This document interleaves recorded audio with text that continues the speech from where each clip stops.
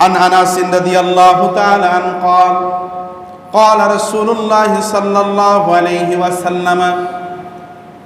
المرأة إذا صلت خمسها وصامت شهرها وأحسنت فرجها وأطاعت بعلها فلتدخل الجنة من أي أبواب الجنة شاءت قلنا سبحان الله আল্লাহর হাবিবের সাহাবী হযরত আনাস রাদিয়াল্লাহু তাআলা বর্ণনা করেন আল্লাহ পাক রব্বুল আলামিনের হাবিব পাক সাল্লাল্লাহু আলাইহি ওয়াসাল্লাম বলেছেন আল মারআতু ইযা সাল্লাত খামসিহা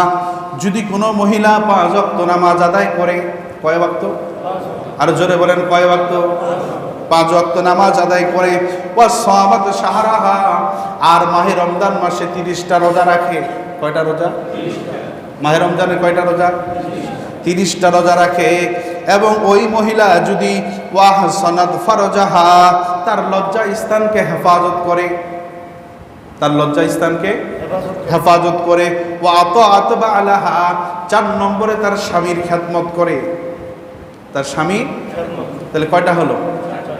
প্রথমটার নাম কি ভুলে গেছেন প্রথমটার নাম কি দ্বিতীয়টার নাম তৃতীয়টার নাম লজ্জা স্থানে হেফাজত করা আর চতুর্থটার নাম স্বামীর খেদমত করা রাসূল বলেন ফালতাদখুলিল জান্নাহ ওই মহিলার জন্য জান্নাতের দরজা খুলে দেওয়া হয় মিন আইয়ি আবওয়াবিল জান্নাতি শাআত আল্লাহর 8টি জান্নাত রয়েছে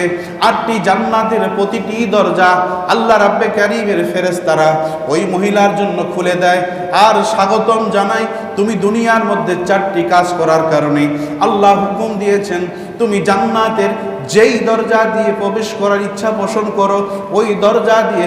ঢোকার হুকুম আল্লাহ রাব্বে কারীম তোমাকে দিয়েছেন